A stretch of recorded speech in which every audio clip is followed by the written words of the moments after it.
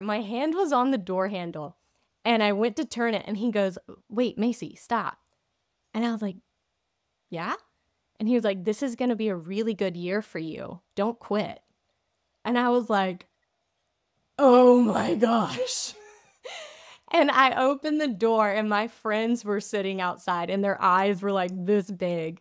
And they were like, "Oh my goodness." And I was like, "Gideon, this is that happened. It happened." And, all these girls are looking at me like I'm insane. But we were just like celebrating in the audition room, not because I got it, but because like my prayer was answered.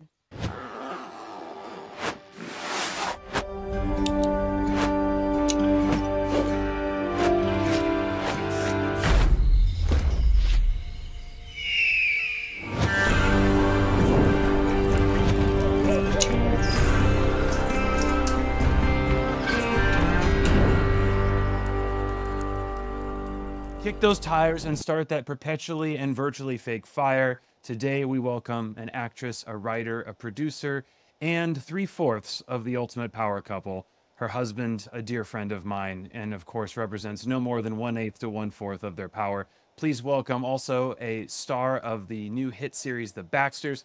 Miss Masey McClain joins us today. Hello, Masey. Hello. That was the best intro ever. Thank you. I do try to do that. Now, I know you are broadcasting to us from a discreet and quaint little town. Please tell the fans what is special about Georgia and why are you there in a town of a population of about 30? Oh man. So we moved like 5 years ago now, and it has been, I didn't want to move here at first. I was living in Los Angeles with our mutual friend Taylor, That's who right. is my writing partner, and we do everything together. We were roommates in Los Angeles, and then when me and Caleb got engaged, he was like, I just don't, he definitely didn't want to live in LA, and I was determined to live in LA. So very few people know this story, but actually, I was fighting it so hard. I was like, I don't want to live in Georgia. I want to live in LA, chasing my dreams, doing all this stuff. And I was at church one day, and this little old man tapped me on the shoulder and he was like, "Hey, this is so strange. I don't usually do this, but like I've just been getting just like a download about you." And just like I just wanted to share it with you, and I feel like it's from the Lord, but I don't want to freak you out. And I was like, "Okay." So he had like a prayer team up at the front of the church, and he was like, "If you want to hear it, just come to the front." And I came to the front because I was so curious. And I was like, "What in the world?" And he was like, "You're about to move to like a town that you're going to know all your neighbors. It's going to be the greatest community you've ever had, but it's going to be unlike you've ever experienced, like And anything." he knew nothing about you. Nothing. He knew nothing about me. Oh, Nothing. oh my word. Yeah, this was actually in Vintage Church in Santa Monica. And I was like, "That's nice," because I did not want that word at all. And I was like, "Okay." And so I got out of church and Caleb called me and he was like, "Hey, I think we're supposed to move to this town," because and Caleb had actually lived here previously, but he was like, it's not even what was on my radar because he wanted to live in another town in Georgia. But anyways, I went and visited it, and the guy described the town even more, and it was to a T, like exactly what this man said. And I ended up calling the church like a year later just to tell him thank you, because I would not have moved if I hadn't had that, like truly had that word. Like I would have been so stubborn and forced us to live in Los Angeles, and Caleb would have lost his mind. And so, but yeah, I ended up thanking him just for being obedient to tell me that, because it was really awkward for him to say like, "Hey, you don't know me, but I'm supposed to tell you this." So that's how we ended up. I have so many. Okay, first off, what church was that with such prophetic acumen available? It was Vintage Church in Santa Monica. What year was this? Do you remember? 2019, 2018 or 2019. Yeah. That's when I was going to church at Vintage. Can you believe it? We were in the same sanctuary, and yet the only prophetic word I ever got was, "Sir, the service is over. You need to leave now." I'm also wondering if, do you think, I do find that attractive people get more prophetic words than seemingly more homely people. Can we discount the fact that a ascendant TV star who is, objectively pretty and the words like, oh yeah, I've got a word for her and for her. No, this church. So Vintage has a rule about like a man can't speak over a woman apparently, like they can't be like, hey, I have a word for you, because you've heard before, like, God told me I was supposed to marry you, or like, God, you've heard like people Oh do yeah. that before or whatever. And so even when he like gave me that word or whatever, like I had to go up to the front with him, and another woman was standing there to make sure it wasn't any, just for accountability on all fronts, which I really appreciated that. I was like, I don't know if I've ever seen that before.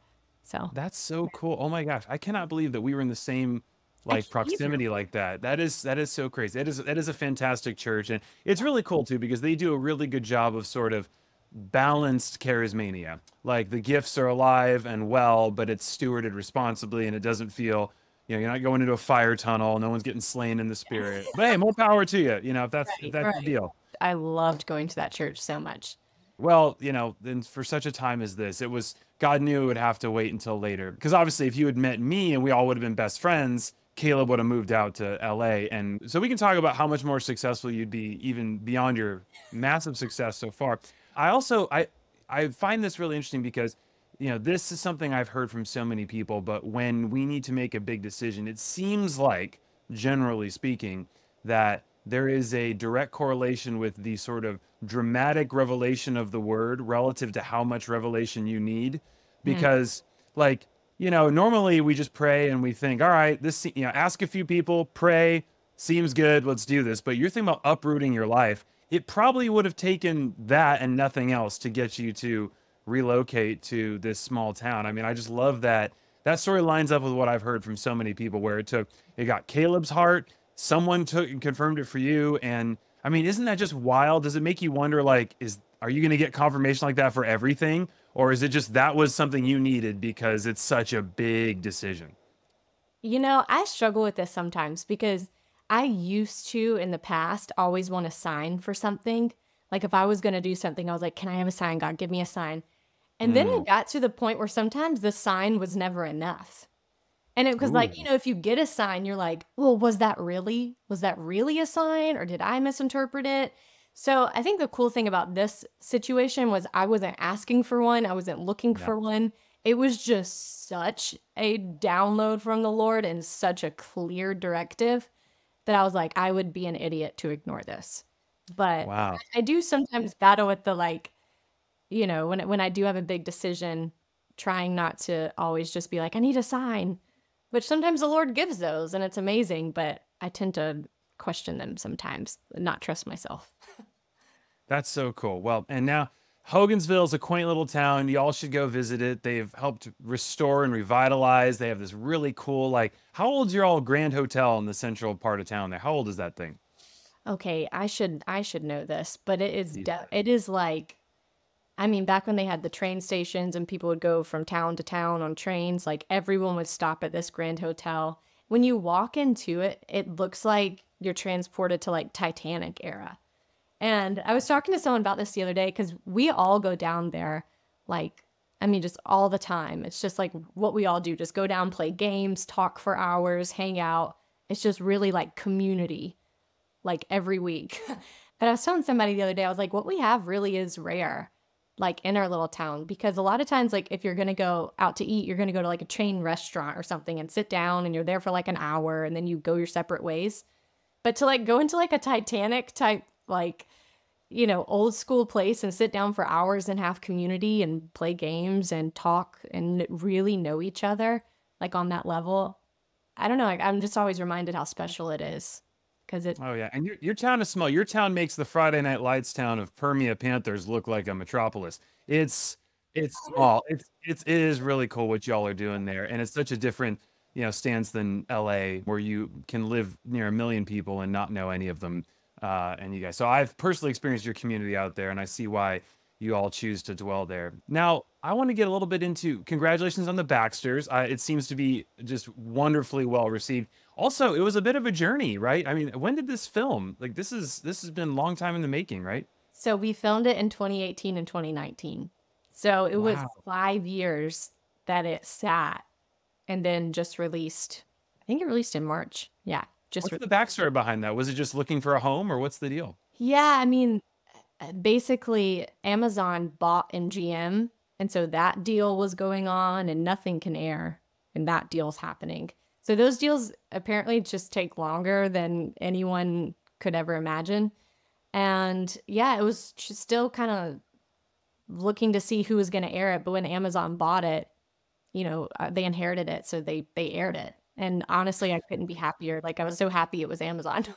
So it was kind of best case scenario. But I honestly, I didn't know if it ever would come out. I was just, because that happens all the time to people. They film and they put their heart into something and then it never sees the light of day.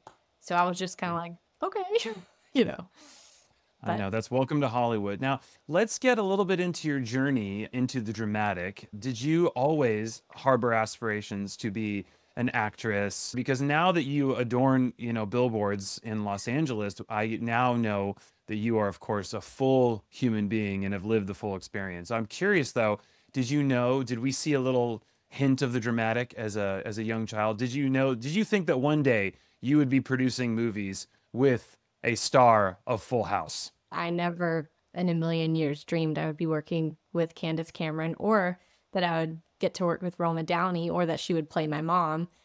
All of that just still blows my mind. But yeah, when I started acting when I was like 15 and I did plays in high school and I really loved it. And I just was like, I kind of want to try film. And I tried it, got an agent, and I realized I loved film is more like intimate and small. Like, stage, you're like big and everything. And I realized I gravitated more towards the like realness that you do on film. And I really loved that. Well, I have to ask, what plays did we do? Let's see if we have any overlap in our creative journeys. A really intense play. It was actually about the Holocaust, and it was called I Never Saw Another Butterfly. Yes, it was very dramatic, very like heavy. And we actually won. We did like a one-act competition and we like won in our state or whatever. And then that was my first like leading role that I'd ever done ever. And I just knew, I was like, oh, I really like this. And then I did Pride and Prejudice, obviously. I played Elizabeth. That was really fun. I was nicknamed in high school for a year as Mr. Darcy, and I didn't know what the play was or anything, so I didn't know. So it was like they would laugh and they'd call me Mr. Darcy, and I'm like, is that a good thing? Is that a bad thing? Now that I've seen the movie with Keira Knightley, I am very proud to be Mr. Darcy. But you're so much like lighter than Mr. Darcy. Like, why did they call you Mr. Darcy? You're like funny and I mean, Mr. Darcy's great, but he's like a little bit more like chip on the shoulder. You know what I mean? Yeah, maybe. I don't know. I might have been a moody teenager. Everything in high school is a massive deal. So, I would really like to know teenage Ryan, what that was like. Well, yes, for an hourly rate and on a psychologist's couch, you can get to know me very well. It was a different time. Wow. So all right, so you have some serious stuff. And you say you just got an agent. Like, did you go submit? Because I think a lot of people don't realize before the self-taping revolution, you had to like mail headshots out to these agents and actually go to showcases. So what was your journey to getting an agent? So a lady that went to my church, she owned an agency. And I contacted her and was just like, I would love to audition to be, free to represent me. And so they brought me in and I had to sing a song and do a monologue in front of like 6 people that stare at you, And, nice. And then they signed me. And then the first commercial I booked shortly after was with the Jonas Brothers. I got to sing Burning Up for the Jonas Brothers. On a commercial. Wow, look at that. Look at that favor. I know. I was like, oh my gosh, this is so great. You have a big crush on the Jonas? Like, were you starstruck at all? Did you have a crush on them? Yes. And we didn't even know the commercial was with them. They were just like, all right, somebody's going to walk through the door and we're going to get your reactions. And then the Jonas Brothers walked in and my 15-year-old self was like secretly thinking like, oh my gosh, I think me and Nick are going to date. like totally. And then he went and dated Miley Cyrus, and I was like, okay, whatever. So she came in like a wrecking ball and ruined your relationship with him. Yeah, but I'm so glad. So and then sorry, so obviously you have a Jonas Brothers commercial, and then what was sort of your big break, if you will, of that turning point where you're like, okay, this is actually a career, not a hobby, as millions of actors are waiting patiently for that day. Yeah, I mean, I almost quit a million times because acting is so fickle and you get so close to something just for it not to happen. Get your hopes up. You audition for, I think the statistics now are like 100 things to book one thing. And that, I was like a teenager, like that's a lot. But actually, when I was in college, okay, so I tell this story, and this is not like me excitedly telling this story because I think God was very merciful to me.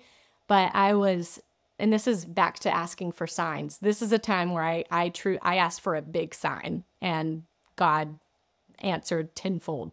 But I was about to quit acting because I was so frustrated with it. Actually, right before this, I had booked a series regular role on the show Nashville. So, Oh, with Connie Britton. Yes, I loved it. And I was supposed to be like the up and coming country star. So I even Ooh. went to Nashville. I filmed, like I met the whole cast. They were so great. And they were like, welcome to the family. Like your life's about to change. And I was going to play like a country music star. This was my dream role. And I couldn't believe I booked it. And then I got a call a week later saying they canceled my character. And they gave my storyline to the girl that was already a character because it just didn't make sense. I was supposed to be like the good girl, and it didn't make sense to have another. She was already playing that. So they were like, we don't need this character anymore. We're so sorry. So that was devastating. And I was like, I am so done with this stuff. And all my friends were like going to school to be teachers and nurses and like just very stable careers. And I was like, I'm like a circus performer. Like, what am I doing with my life, And so I had a commercial audition and I was just so over it. And I brought 2 friends with me. And that's like, you're just not supposed to bring people to auditions, especially when you're like over 18, just not a thing. And I was like, okay, I was studying the book of Gideon. Not the book of Gideon. Wow.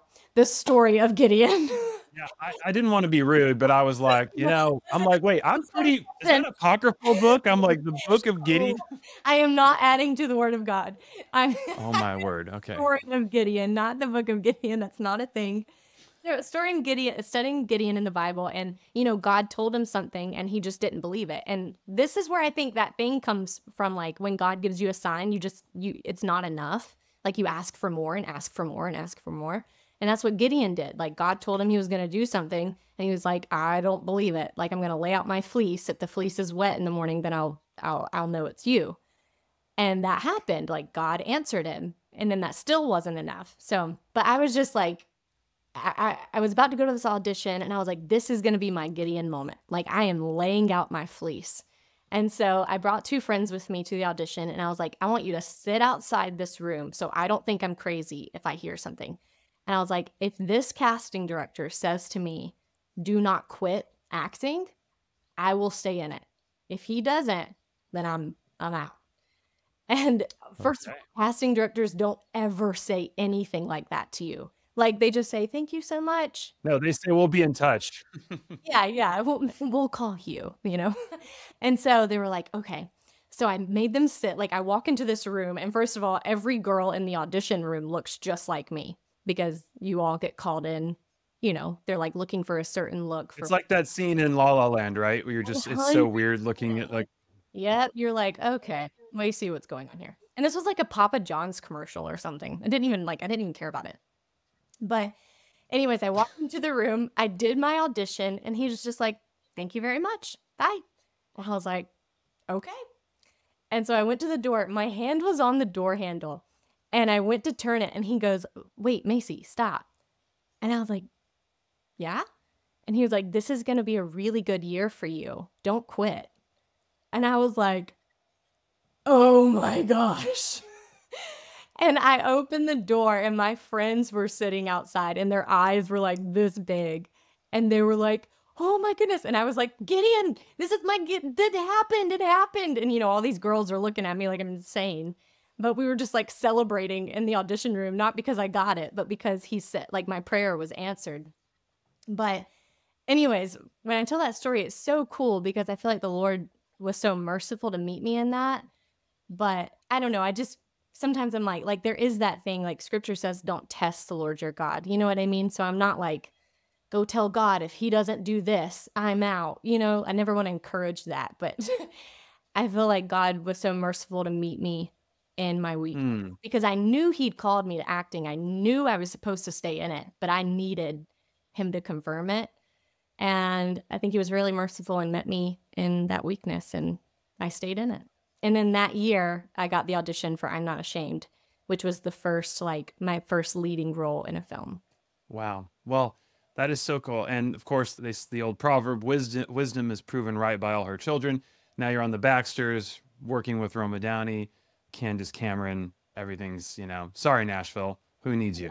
But although I love Connie, I love Mrs. Tammy Taylor, one of my favorite characters. So love her. But man, wow, that is so cool. Just to counterbalance this to all the skeptics who are going, you know what? Because honestly, I hear this and I go, in fact, doesn't it make this interesting that like you get this kind of confirmation for these big things? It makes you go, how come I can't get this like in other areas? You know, so I'm assuming that these are fewer and far between, that there have been plenty of things you've had to just kind of wing because although from hearing you talk, it sounds like whenever Macy's about to just go the wrong direction, God just like directly, you're the best argument for Calvinism I've ever seen. Yeah. So, oh my gosh, that is so funny. No, I'm so glad you said that because yes, these are few and far. Like this was very far between both of those instances happening. There's been so many times in the middle of both of those stories that I have not gotten crazy signs or anything like that. And that's when I've learned to just like, it's just about walking with God. Like walk with God. Follow, if you don't have peace, don't go. Like step where there's peace. But that, even in that, I do think you can still be scared about something, but there be peace. You know what I mean? Like, I don't think peace means you're not scared to take that step. Does that make sense? for sure. Well, I mean, I think that's a great segue into, you know, marriage, because I was going to say, is that something that you felt? I know a lot of people feel very nervous, of course, before making an enormous decision. And obviously, anyone who's met your husband would understand how nervous you were before, you know, committing to that man. Oh, I love him so much. Love you, Caleb. But I think, was that something, yeah, I'm curious, because that's obviously a massive life decision too. Did you get any, you know, signs of that one? Or was that one just you two were just so in love, it was like, hey, it just made sense and let's go for it? So, no, I was very scared of marriage, like very, very scared, and very scared of making the wrong decision. I was very scared of that commitment and making the wrong decision. I kind of was paralyzed with like, what if, like, because I think, you know, you date people in the past and you're like, well, I thought I knew then. Like, I thought that they were it. And so, like, how can I trust myself to know now? You know what does that make sense? And Yeah. so I was just like, I don't know. Like I love him with all of my heart, but like, what if, I don't know.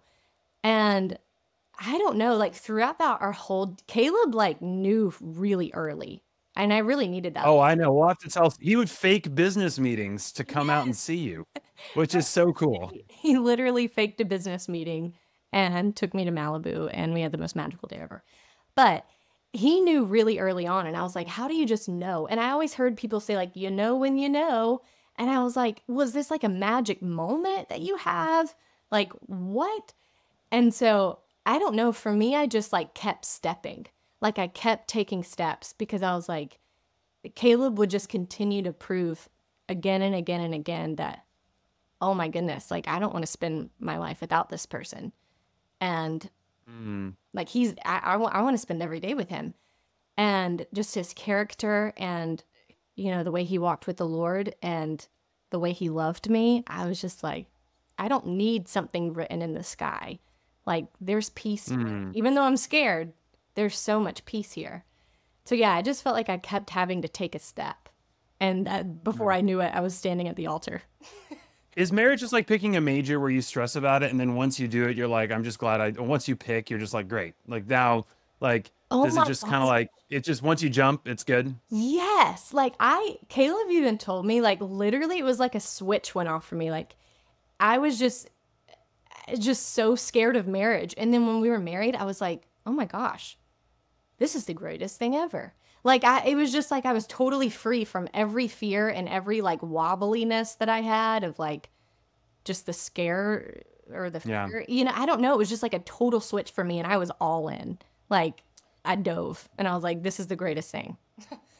That is until you found out that Caleb didn't have any business in LA, and it was all a ruse. I love marriages founded on lies, so that's great. Now I want to get a little bit into your writing process here, because in addition to gracing the camera, you also have been quite a busybody as far as writing. It's very impressive, the output, and it seems like every other post is that you are basically taking a permanent residency in Canada and when producing movies and stuff. So for our aspiring writers out there as well, talk a little bit about your process. And we've read that Sorkin gets in the car and drives up the 101 to think about his scripts, etc. But give us a little insight into the McLain writing process, because you've sold several scripts now and shows, and are a little bit of the triple threat now. Okay, so I never, ever, ever thought that I would write or want to get into this side of the business. Like, I always just was like acting. And I do like acting is my first love. Like, that is what I love probably more than anything in entertainment to do. But when COVID happened, I was in the middle of filming the Baxters, and, everything just stopped. Like, or we had just wrapped season 3, but, and no one really knew what was going to come back, if anything was going to come back, like what the world was going to be. And so I was like, what in the world do I do, like, with my time? And so Taylor Kalupa, which, she's my writing partner, and we've been best friends since we lived together in LA. But she called me one day because she had to like watch some scenes for a casting thing she had to do. And it was on a really terrible show, but she had to like watch the acting in it. And she called me and she was like, this is the #1 show for like this next generation. And it's horrible, like so horrible. How is this the #1 show? And horrible in the like morality, horrible is what I'm talking about, not like quality. And so she was just like, is there a way like we can try to see what we can do to like combat some of this stuff? Like we want to make excellent things, but with hope and with redemption.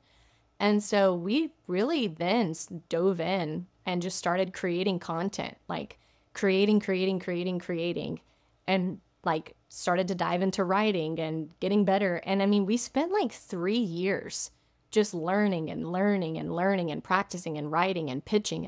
And I mean, it was not a fast process. And then, yeah, we just had some projects go and just gotten better and better and better. And we have a lot of projects in the works right now, and we're really, really excited about them. Do you have a place you like to write? Is there something like, because we've interviewed a lot of authors on here, some who write 8 hours a day, some who, like Joe Lansdale, I loved his interview. He's a best-selling author. He writes for about 2 hours a day, and the rest of the time he takes walks, reads other books, watches movies, and he's like, you got to recharge your creative tank. So Yeah. do you have sort of a process for when you're cranking out stuff? Because you're churning out quite a bit right now. Yeah. One movie me and Taylor did like an entire 12-page treatment and wrote in 8 days. And that was the most insane. Like, we literally, I barely saw Caleb. Like, we just ate, slept, and breathed this project because we had a deadline, and we were determined to like win. We were like competing against other projects, and we were determined to win. And so, Love that. I mean, we wrote all day, every day. But yeah, so I've realized I'm definitely more productive in the morning. So my brain after 7 p.m. is no good. That is the same with me. I am totally, after dinner, it's useless. I have to do my writing first thing in the morning. Same. Like, yeah, Caleb's the opposite. His brain comes alive after 7 p.m. I'm like, I don't understand that. But I've been waiting for Caleb's brain to come alive for a very long time. So, oh my gosh. So yeah, I have to get up in the morning. And since I'm on East Coast time, I'm up way before Taylor is on the West Coast. So I like to like crank out as much as I can. And then we'll get on Zoom together. We'll go over it. We'll rewrite some. We'll continue to write. And then I'll work as long as like I can, usually till like, I don't know, 6 o'clock, 6 p.m. And then I kind of either like sometimes I'll pass the baton to her and she's better in the afternoon and night. And then she'll take the baton and write. And then we'll kind of do the same thing the next day. So That's awesome. but That's too, very good. it's way more fun like with somebody. Like writing, you can get stuck like in your own world and secluded like introvert land with fake characters. But when you and then you can realize like, oh my gosh, I've been living in a cave for 12 days and I haven't seen the light of day. But when you have someone to write with, it is so much more fun. So I'm really thankful we get to do it together.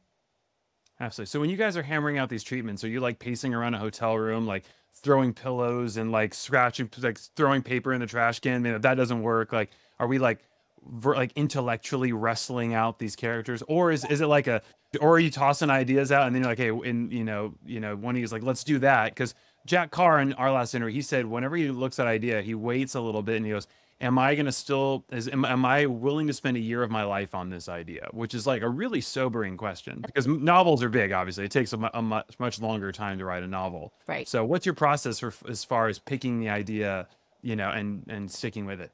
Yeah. My best ideas are usually when I'm on a walk. So I love to walk and brainstorm. When I'm writing, I'm at a coffee shop, but I go on frequent walks throughout the day. I read this thing that's like just getting up and like walking like 100 yards and back stimulates your brain. So if you're ever stuck in an idea, just get up and walk a lap and you'll come back and you'll probably have the solution. And that happens to me all the time of just moving.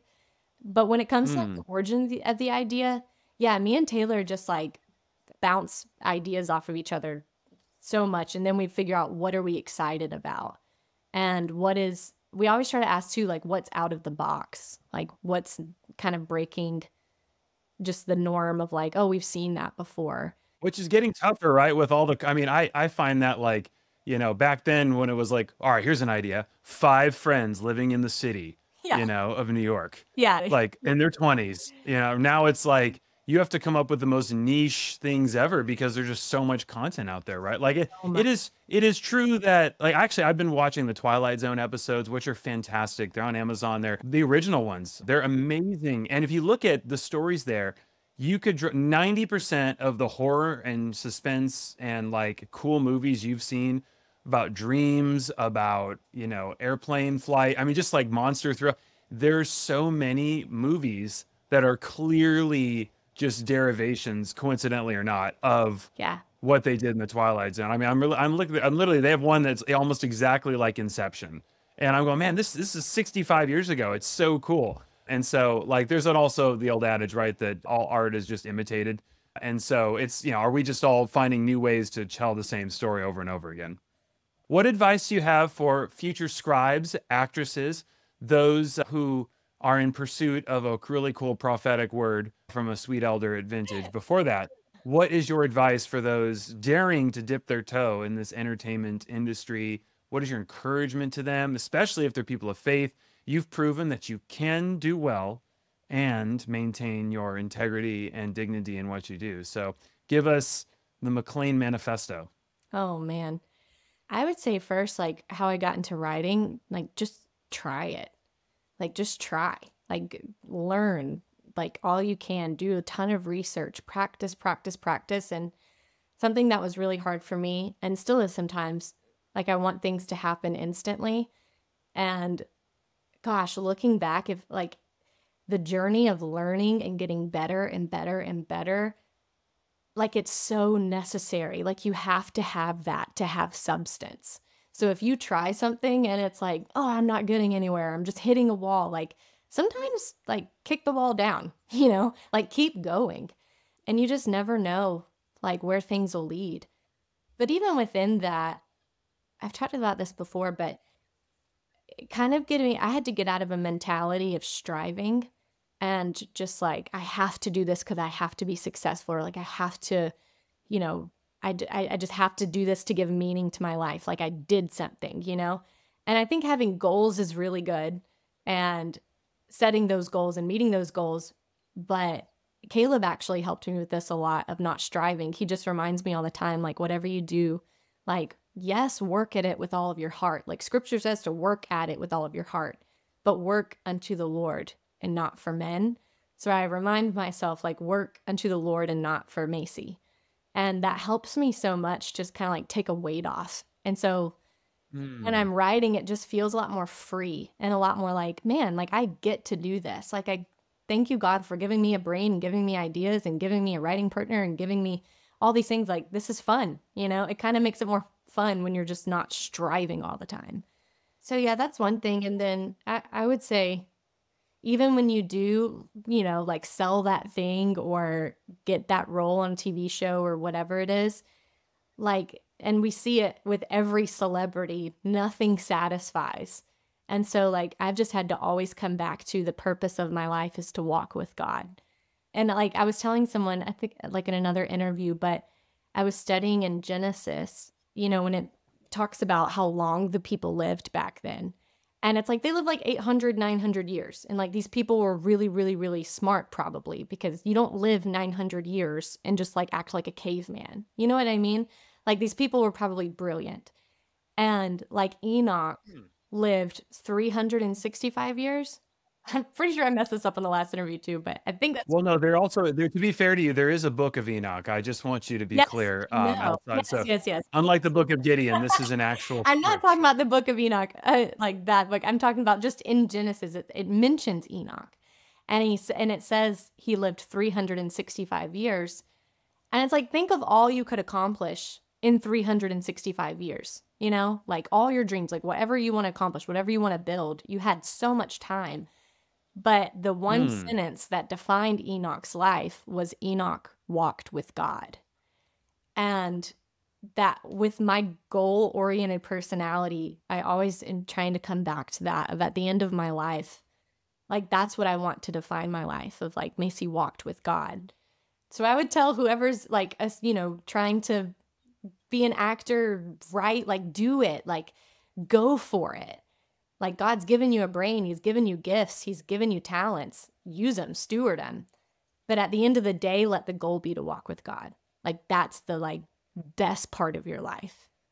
And I also know that you probably, I tried to ask your husband for any inside intel on you, and he said that the only thing that scares my wife is snakes. And of course, you have been given authority to trample on them. So I'm sure that that gives you a lot of confidence. So if you were in the garden, which sounds awesome, there was a snake in the garden though. So would that have ruined the whole experience of Eden for you? Oh, I wouldn't have come near. And I would not have come near that tree. Like the only So we would not have fallen. Basically, if Macy was in the garden, we would all, the universe would not be broken. Is that what you're saying? I'm saying I'm sure I am 100% sure I would have fallen to temptation in another way. Like and like maybe there's like just that just did not involve a serpent. Like Satan would have to disguise himself in a different kind of animal because I wouldn't come near the tree. I would be like, if there's a snake there, I'm out. It would have been like a cute koala bear, like, hug me. Yeah. And you're like, okay, I'm like, that, this that, can't be bad, you know. And then I would have, that would you have been. know, humanity would be like it is today. But the serpent, nah. Oh man. Well, I love this. Not only is she talented, anointed folks, exceedingly humble. You heard it here. If she was in the garden, the universe would not be broken. So thank you so much. That, of course, is a tale from the Book of Gideon, an upcoming project from Macy. Macy, thank you so much. It was so fun to have you. We have to go now, unfortunately, but I just so appreciate your journey, and it's so cool that folks, there's someone out there who is making it, crushing it in the actual term. Everyone says they're crushing it, but she's actually, I can attest, she's doing great and holding on to her integrity and making light and putting light out there. So, Macy, thank you so much for your work, all you're doing. Congratulations on the Baxters. And we hope to have you back on very soon and look forward to your next big project. So hopefully you'll give us a teaser soon.